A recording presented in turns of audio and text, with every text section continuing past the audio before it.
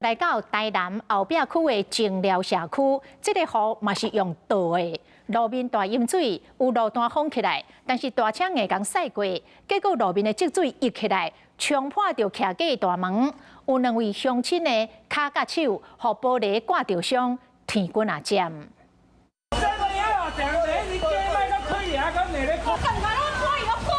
台南后壁区总是上贵港好，有大台车看到路段封起来，搁硬要共过。路面积水喷起来，冲破玻璃，有民众脚甲手拢互玻璃刮着伤，血是插插的。啊，都玻璃刮掉的啊！哪安尼？是安那？嘛是啊！是安那安尼？啊，无度啦！一台大车安尼噜噜叫，安尼入来安尼。这样破进去，因为那个玻璃都撞破。规身躯天过来尖，进了社区居民讲，大水要被护小偷，大台车都硬要共撸入来，地属因兜的玻璃河水冲破，因被护险，互玻璃刮着伤。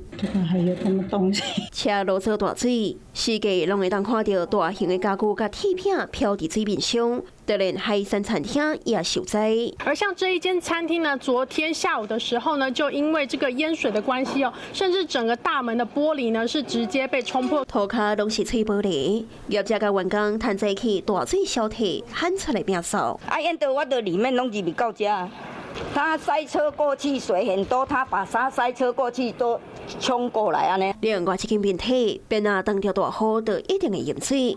总甚至淹到70公分悬，厝主还将家具踏悬，大水一直到下晡6点才消退。你看，但那是台风才弄成这个样子，我都还不晓得怎么处理。窗口月初才收到，但那是风台影响，厝顶要未付修理，得个当着大雨。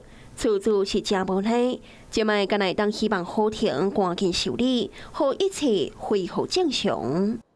Hello， 我是雷亚，想要抢先掌握最及时的新闻资讯吗？赶快订阅、按赞、开启小铃铛，锁定华视新闻 YouTube 频道。